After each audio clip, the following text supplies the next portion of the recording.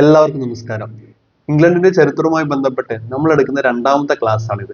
ആദ്യത്തെ ക്ലാസ് കാണാത്തവർ അതുകൂടി ഒന്ന് കാണാൻ ശ്രമിക്കുക. ആദ്യത്തെ ക്ലാസ്സിൽ നമ്മൾ ഡിസ്കസ് ചെയ്തത് രക്തരഹിത വിപ്ലവവുമായി ബന്ധപ്പെട്ട കാര്യങ്ങളാണ്. ഇന്നത്തെ രണ്ടാമത്തെ ക്ലാസ്സിൽ നമ്മൾ ഡിസ്കസ് ചെയ്യാൻ പോകുന്നത് കാർഷിക വ്യാവസായിക വിപ്ലവവുമായി ബന്ധപ്പെട്ട കാര്യങ്ങളാണ് നമ്മൾ ഡിസ്കസ് ചെയ്യാൻ പോകുന്നത്. ആദ്യം തന്നെ ലോകത്തിലെ ആദ്യത്തെ പ്രധാനമന്ത്രി ആരാന്ന് ചോദിച്ചാൽ റോബർട്ട് വാൾപോൾ ആണ് ലോകത്തിലെ ആദ്യത്തെ പ്രധാനമന്ത്രി. അദ്ദേഹം എപ്പോഴാണ് പ്രധാനമന്ത്രിയെ തിരഞ്ഞെടുക്കപ്പെട്ടതെന്ന് ചോദിച്ചാൽ 1721 1721 ബ്രിട്ടനിലെ പ്രധാനമന്ത്രിയെ തിരഞ്ഞെടുക്കപ്പെട്ട ആളാണ് റോബർട്ട് വാൾപോൾ. ഇദ്ദേഹം തന്നെയാണ് ലോകത്തിലെ ആദ്യത്തെ പ്രധാനമന്ത്രി റോബർട്ട് വാൾപോൾ ആണ്. എപ്പോഴാണ് തിരഞ്ഞെടുക്കപ്പെട്ടത് എന്ന് ചോദിച്ചാൽ 1721. ഓക്കെ. ബ്രിട്ടനിലെ ക്യാബിനറ്റ് സമ്പ്രദായം മുന്നോട്ട് കൊണ്ടുവന്ന പ്രധാനമന്ത്രി ആരാന്ന് ചോദിച്ചാൽ അതും റോബർട്ട് വാൾപോൾ തന്നെ. റോബർട്ട് വാൾപോൾ ആണ് ബ്രിട്ടനിൽ ക്യാബിനറ്റ് സമ്പ്രദായം മുന്നോട്ട് കൊണ്ടുവന്നത്. അതുപോലെ തന്നെ മറ്റൊരു ഭാഗത്തേക്ക് പോകുന്ന സമയത്ത് നമുക്കറിയാം 18ാം നൂറ്റാണ്ടിന്റെ കാലഘട്ടത്തിൽ ഇംഗ്ലണ്ടിൽ യൂറോപ്പിലാകമാനം ഒരുപാട് കണ്ടുപിടുത്തങ്ങൾ ഉണ്ടായി. ഈ കണ്ടുപിടുത്തങ്ങളുടെ ഫലമായിട്ട് പുതിയ മെഷീനറീസ് ഒക്കെ ഉണ്ടായി. ഈ മെഷീനറീസ് കാരണം എന്തുണ്ടായി? വ്യവസായ രംഗത്ത് ഒരുപാട് മാറ്റങ്ങൾ ഉണ്ടായി. വ്യവസായ രംഗത്ത് മാറ്റങ്ങൾ ഉണ്ടാകുന്ന സമയത്ത് ഉൽപാദനത്തിലും വിതരണത്തിലും ഒരുപാട് മാറ്റങ്ങൾ ഉണ്ടാവും. ഈ മാറ്റങ്ങളാണ് വ്യവസായ വിപ്ലവം എന്ന് അറിയപ്പെടുന്നത്. വ്യവസായ രംഗത്തുണ്ടായ, അതായത് യന്ത്രവൽക്കരണത്തിന്റെ ഭാഗമായിട്ട്, മെഷീനറീസ് ഒക്കെ കണ്ടുപിടിക്കുന്നതിന്റെ ഭാഗമായിട്ട് വ്യവസായ രംഗത്തെ ഉൽപാദനത്തിലും വിതരണത്തിലും ഉണ്ടായ മാറ്റങ്ങളാണ് പൊതുവെ വ്യവസായ വിപ്ലവം എന്ന പേരിൽ അറിയപ്പെടുന്നത്. വ്യവസായ വിപ്ലവം എന്ന് പറയുന്ന സമയത്ത് ചാർലി ചാപ്ലിന്റെ ഒരു സിനിമയുണ്ട്, മോഡേൺ ടൈംസ്. ചാപ്ലിന്റെ സിനിമയാണ് മോഡേൺ ടൈംസ്. എന്താണ് ഇതിന് വ്യവസായ വിപ്ലവവുമായി ബന്ധപ്പെട്ട ബന്ധം എന്ന് ചോദിച്ചാൽ, വ്യവസായ വിപ്ലവത്തെ കളിയാക്കുന്ന ചാർലി ചാപ്ലിന്റെ സിനിമയാണ് മോഡേൺ ടൈംസ്. വ്യവസായ വിപ്ലവത്തെ കളിയാക്കുന്ന ചാർലി ചാപ്ലിന്റെ സിനിമയാണ് മോഡേൺ ടൈംസ്. അതുപോലെ തന്നെ ചാൾസ് ഡിക്കൻസിന്റെ ഒരു നോവലാണ്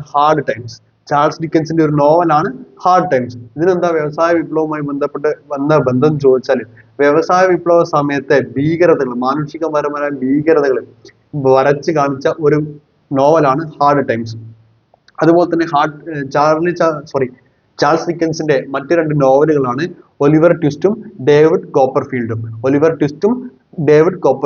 ഈ രണ്ട് നോവലുകളിലാണ് വ്യവസായ വിപ്ലവാനന്തരം സ്ത്രീകളും കുട്ടികളും അനുഭവിച്ച കഷ്ടതകൾ ഒരുപാട് വ്യക്തമായിട്ട് പറഞ്ഞിരിക്കുന്നത് ഈ രണ്ട് നോവലുകളിലാണ്. ആ രണ്ട് നോവലുകളാണ് ഒലിവർ ട്വിസ്റ്റും ഡേവിഡ് കോപ്പർഫീൽഡും. ഈ രണ്ട് നോവലുകൾ എഴുതിയിരിക്കുന്നത് ചാൾസ് ഡിക്കൻസ് ആണ്. അതുപോലെ തന്നെ വ്യവസായ വിപ്ലവത്തിനെതിരെ ഇംഗ്ലണ്ടിൽ ഉയർന്നു വന്ന ഒരു പ്രസ്ഥാനമാണ് ലുഡ്ഡിസം. വ്യവസായ വിപ്ലവത്തിനെതിരെ ഉയർന്നു വന്ന, അല്ലെങ്കിൽ വ്യവസായവൽക്കരണത്തിനെതിരെ ഉയർന്നു വന്ന ഒരു പ്രസ്ഥാനമാണ് ലുഡ്ഡിസത്തിന്റെ നേതാവ്, ആരുടെ നേതൃത്വത്തിലാണ് ലുഡ്ഡിസം ഉയർന്നു വന്നത്? ലുഡ്ഡിസ്റ്റ് പ്രസ്ഥാനത്തിന്റെ നേതാവ് ആരാണ് ഇത് ലുഡ്ഡിസ്റ്റ് പ്രസ്ഥാനത്തിന്റെ നേതാവ് എന്ന് ചോദിച്ചാല് ജനറൽ നെഡ് ലുഡ്. ഈ ലുഡ്ഡിസ്റ്റ് പ്രസ്ഥാനത്തിന്റെ കാലയളവ് ചോദിച്ചാല് 1811 തൊട്ട് 1817 വരെ. 1817 വരെ. പിന്നെ മുന്നോട്ട് പോകുന്ന സമയത്ത് ബ്രിട്ടനിലെ വ്യവസായങ്ങളെ കുറിച്ച് വ്യക്തമായിട്ട് പഠിച്ച ഒരു ചരിത്രകാരനുണ്ട്. ആ ചരിത്രകാരൻ ആരാന്ന് ചോദിച്ചാൽ എം ഇ മസൻ. ബ്രിട്ടന്റെ വ്യവസായങ്ങളെ കുറിച്ച് വ്യക്തമായ പഠനം നടത്തിയ ചരിത്രകാരൻ ആരാന്ന് ചോദിച്ചാൽ എം ഇ മസൻ. അതുപോലെ തന്നെ വ്യവസായ വിപ്ലവാനന്തരം ലോകത്തുണ്ടായ അസമത്വങ്ങളെ കുറിച്ച് ഒരു ജവഹർലാൽ നെഹ്റു പരാമർശിച്ച ഒരു നോവലുണ്ട്. വ്യവസായ വിപ്ലവാനന്തരം ലോകത്തുണ്ടായ അസമത്വങ്ങളെ കുറിച്ച്, ഇന്നീക്വാലിറ്റിയെ കുറിച്ച് പരാമർശിക്കുന്ന ജവഹർലാൽ നെഹ്റുവിന്റെ പുസ്തകം ഏതാന്ന് ചോദിച്ചാൽ ഗ്ലിംസ് ഓഫ് വേൾഡ് ഹിസ്റ്ററി അല്ലെങ്കിൽ വിശ്വചരിത്രാവലോകനം. പിന്നീട് മുന്നോട്ടേക്ക് പോകുന്ന സമയത്ത് നമുക്ക് കാണാൻ സാധിക്കുന്ന ഒന്നാണ് പീറ്റർലൂ കൂട്ടക്കൊല. എന്നാണ് പീറ്റർലൂ കൂട്ടക്കൊല ഉണ്ടായതെന്ന് ചോദിച്ചാൽ 1819 ഓഗസ്റ്റ് മാസം 16. എവിടെ വെച്ചാണ് പീറ്റർലൂ കൂട്ടക്കൊല ഉണ്ടായതെന്ന് ചോദിച്ചാൽ ഇംഗ്ലണ്ടിലെ മാഞ്ചസ്റ്ററിലെ സെന്റ് പീറ്റേഴ്സ് ഫീൽഡിൽ വെച്ചാണ് പീറ്റർലൂ കൂട്ടക്കൊല ഉണ്ടായത്. ഇനി എന്താണ് പീറ്റർലൂ കൂട്ടക്കൊല എന്ന് ചോദിച്ചാൽ, വ്യവസായ വിപ്ലവത്തെ തുടർന്ന് ഉണ്ടായി വന്ന തൊഴിലാളി പ്രക്ഷോഭമാണ് പീറ്റർലൂ കൂട്ടക്കൊല. ഈ പ്രക്ഷോഭത്തിൽ 18ഓളം ആൾക്കാർ കൊല്ലപ്പെടുകയും 700-ൽ പരം ആൾക്കാർക്ക് പരിക്ക് സംഭവിക്കുകയും ചെയ്തു. ആ സംഭവം ഉണ്ടായത് തീയതി ചോദിച്ചാൽ, പീറ്റർലൂ കൂട്ടക്കൊലയുടെ തീയതി ചോദിച്ചാൽ 1819 ഓഗസ്റ്റ് മാസം 16-ാം തീയതി. സ്ഥലം എവിടെ വെച്ചാണെന്ന് ചോദിച്ചാൽ ഇംഗ്ലണ്ടിലെ മാഞ്ചസ്റ്ററിലെ സെന്റ് പീറ്റേഴ്സ് ഫീൽഡിൽ വെച്ചാണ് പീറ്റർലൂ കൂട്ടക്കൊല ഉണ്ടാകുന്നത്. അതുപോലെ തന്നെ മുന്നോട്ട് പോകുന്ന സമയത്ത് ലോകത്തിലെ ആദ്യമായിട്ട് തൊഴിലാളി സംഘടനകൾ അംഗീകരിച്ച രാജ്യം ഏതെന്ന് ചോദിച്ചാൽ അത് ബ്രിട്ടനാണ്. ലോകത്തിലെ ആദ്യമായിട്ട് തൊഴിലാളി സംഘടനകൾക്ക് അംഗീകാരം കൊടുത്ത രാജ്യം ബ്രിട്ടനാണ്. അതുപോലെ തന്നെ ലോകത്തിൽ ആദ്യമായിട്ട് ഫാക്ടറി നിയമങ്ങൾ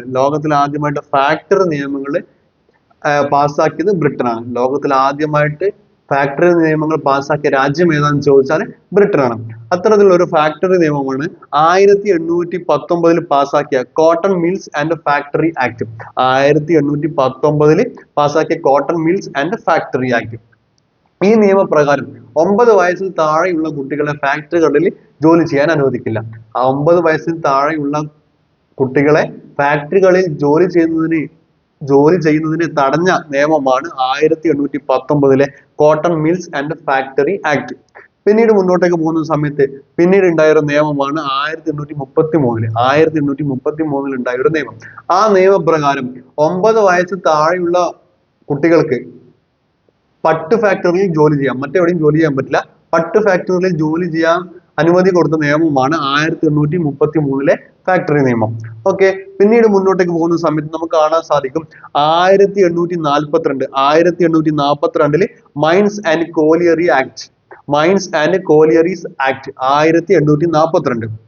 ഈ ആക്ട് പ്രകാരം 10 വയസ്സിൽ താഴെയുള്ള കുട്ടികൾക്കും സ്ത്രീകൾക്കും മൈൻസിലെ ഖനികളുടെ ഉള്ളിലുള്ള ഭാഗങ്ങളിൽ പണിയെടുക്കാനുള്ള അവകാശം ഉണ്ടായിരുന്നില്ല. അവരെ ഉൾവശങ്ങളിൽ പണിയെടുക്കുന്നതിൽ നിന്ന് വിലക്കിയിരുന്നു.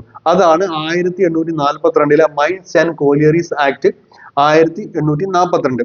പിന്നീട് മുന്നോട്ടേക്ക് പോകുന്ന സമയത്ത് നമുക്ക് കാണാൻ സാധിക്കും മറ്റൊരു നിയമമാണ് 1847 10 hours bill. ഈ നിയമപ്രകാരം 13 തൊട്ട് 18 വയസ്സ് വരെയുള്ള ആൾക്കാരുടെ ജോലി 13 വയസ്സ് തൊട്ട് 18 വയസ്സ് വരെയുള്ള ആൾക്കാരുടെ ജോലി ഒരു ദിവസം 10 മണിക്കൂറായിട്ട് നിശ്ചയിച്ചു. അതുപോലെ തന്നെ സ്ത്രീകളുടെയും യുവാക്കളുടെയും ജോലി സമയം അത് നിജപ്പെടുത്തുകയും ചെയ്തു. ഈ നിയമപ്രകാരം 1847 10 hours bill പ്രകാരം 13 തൊട്ട് 18 വയസ്സ് വരെയുള്ള ആൾക്കാരുടെ ജോലി സമയം 10 മണിക്കൂറും സ്ത്രീകളുടെയും യുവാക്കളുടെയും ജോലി സമയം പ്രത്യേക സമയമായി നിജപ്പെടുത്തുകയും ചെയ്തു. മുന്നോട്ടേക്ക് പോകുന്ന സമയത്ത് നമുക്ക് കാണാൻ സാധിക്കും 1832 ഇംഗ്ലണ്ടിൽ ആദ്യമായിട്ട് ഒന്നാം പാർലമെന്റ് പരിഷ്കരണം ഉണ്ടാകുന്നത്. ഇംഗ്ലണ്ടിലെ ഒന്നാമത്തെ പാർലമെന്റ് പരിഷ്കരണം ഉണ്ടാകുന്നത് 1832. ഈ പാർലമെന്റ് പരിഷ്കരണം പ്രകാരമാണ് ഇംഗ്ലണ്ടിലെ മുതലാളിമാർക്ക് വോട്ടവകാശം ലഭിച്ചത്. ഇംഗ്ലണ്ടിൽ ആദ്യം എല്ലാവർക്കും ഒന്നും വോട്ടവകാശം ഉണ്ടായിരുന്നില്ല. കുറച്ച് പ്രഭുക്കന്മാർക്കും കുറച്ച് പുരോഹിതന്മാർക്കും അങ്ങനെയുള്ള കുറച്ച് ആൾക്കാർക്ക് മാത്രമേ വോട്ടവകാശം ഉണ്ടായിരുന്നുള്ളൂ. 1832 ഒന്നാം പാർലമെന്റ് പരിഷ്കാരത്തോടെ മുതലാളിമാർക്ക് വോട്ടവകാശം ലഭിച്ചു. അതുപോലെ രണ്ടാം പാർലമെന്റ് പരിഷ്കാരം നടന്നത് എപ്പോഴെന്ന് ചോദിച്ചാൽ 1867 രണ്ടാമത്തെ പാർലമെന്റ് പരിഷ്കരണം ഉണ്ടാകുന്നത്. മൂന്നാമത്തെ പാർലമെന്റ് പരിഷ്കരണം ഉണ്ടാകുന്നത് എപ്പോഴെന്ന് ചോദിച്ചാൽ 1884. അതുപോലെ തന്നെ മുന്നോട്ട് പോകുന്ന സമയത്ത് നമുക്ക് കാണാൻ സാധിക്കുന്ന ഒന്നാണ് സഫ്രാഗറ്റീവ് പ്രസ്ഥാനം. എന്താണ് സഫ്രാഗറ്റീവ് പ്രസ്ഥാനം എന്ന് ചോദിച്ചാൽ ഇംഗ്ലണ്ടിലെ സ്ത്രീകൾക്ക് വോട്ടവകാശത്തിന് വേണ്ടിയിട്ട് ഇംഗ്ലണ്ടിലെ സ്ത്രീകൾക്ക് വോട്ടവകാശം ലഭിക്കാൻ വേണ്ടി പ്രവർത്തിച്ച ഒരു പ്രസ്ഥാനമാണ്, ഒരു ഫെമിനിസ്റ്റ് പ്രസ്ഥാനമാണ് സഫ്രാഗറ്റീവ് പ്രസ്ഥാനം. ഈ സഫ്രാഗറ്റീവ് പ്രസ്ഥാനത്തിന്റെ പ്രവർത്തന ഫലമായിട്ട് 1918 ആദ്യമായിട്ട് സ്ത്രീകൾക്ക് വോട്ടവകാശം ലഭിക്കുന്നു. സ്ത്രീകൾക്ക് ആദ്യമായിട്ട് വോട്ടവകാശം ലഭിച്ച വർഷം എപ്പോൾ ഇംഗ്ലണ്ടിൽ ആദ്യമായിട്ട് സ്ത്രീകൾക്ക് വോട്ടവകാശം ലഭിച്ചത് എപ്പോഴെന്ന് ചോദിച്ചാൽ 1918. പക്ഷെ അന്ന് കിട്ടിയ അവകാശ പ്രകാരം 30 വയസ്സിന് ശേഷമുള്ളവർക്ക് മാത്രമേ വോട്ടവകാശം ഉണ്ടായിരുന്നുള്ളൂ. 30 വയസ്സായ ആൾക്കാർക്കും സ്ത്രീകൾക്കും മാത്രമേ വോട്ടവകാശം ലഭിച്ചിരുന്നുള്ളൂ. 30-ൽ താഴെയുള്ളവർക്ക് വോട്ടവകാശം ലഭിച്ചിരുന്നില്ല. അതിനുശേഷം 1928 പ്രായപൂർത്തി വോട്ടവകാശം സ്ത്രീകൾക്ക് ലഭിക്കുന്നത്. പ്രായപൂർത്തി വോട്ടവകാശം ലഭിക്കുന്ന വർഷം എപ്പോഴെന്ന് ചോദിച്ചാൽ 1928. സ്ത്രീകൾക്ക് ആദ്യമായിട്ട് വോട്ടവകാശം ലഭിക്കുന്നത് എപ്പോഴാണെന്ന് ചോദിച്ചാൽ 1918. 18-ലെ എത്ര വയസ്സുള്ള സ്ത്രീകൾക്ക് വോട്ട് ചെയ്യാൻ ചോദിച്ചാൽ 30-ന് മുകളിലുള്ളവർക്ക് മാത്രമേ വോട്ട് ചെയ്യാൻ പറ്റുമായിരുന്നുള്ളൂ. 30-ൽ താഴെയുള്ളവർക്ക് വോട്ട് ചെയ്യാൻ പറ്റില്ലായിരുന്നു. സമ്പൂർണമായ പ്രായപൂർത്തി വോട്ടവകാശം സ്ത്രീകൾക്ക് ബ്രിട്ടനിൽ ലഭിച്ചത് എപ്പോഴാണെന്ന് ചോദിച്ചാൽ 1928. ഇത്രയും കാര്യങ്ങളാണ് ഇംഗ്ലണ്ടിന്റെ ചരിത്രവുമായി ബന്ധപ്പെട്ട് നമ്മൾ മനസ്സിലാക്കിയിരിക്കേണ്ട കാര്യങ്ങൾ. ഇത്രയും ഭാഗത്തു നിന്നാണ് സാധാരണ PSC ചോദ്യങ്ങൾ ചോദിക്കാറ്. PSC ചോദിക്കുന്ന ഭാഗങ്ങളൊക്കെ നമ്മൾ കവർ ചെയ്തിട്ടുണ്ട്. ഒരുവിധം എല്ലാവിധ ചോദ്യങ്ങളും PSC ചോദിക്കുന്ന ഒരുവിധം എല്ലാ ചോദ്യങ്ങളും നമുക്ക് ഈ ഭാഗങ്ങളൊക്കെ കവർ ചെയ്താൽ നമുക്ക് അറ്റൻഡ് ചെയ്യാൻ പറ്റുന്നതാണ്. ഇത്രയും കാര്യങ്ങൾ നിങ്ങൾക്ക് മനസ്സിലായി എന്ന് വിശ്വസിക്കുന്നു. Thank you.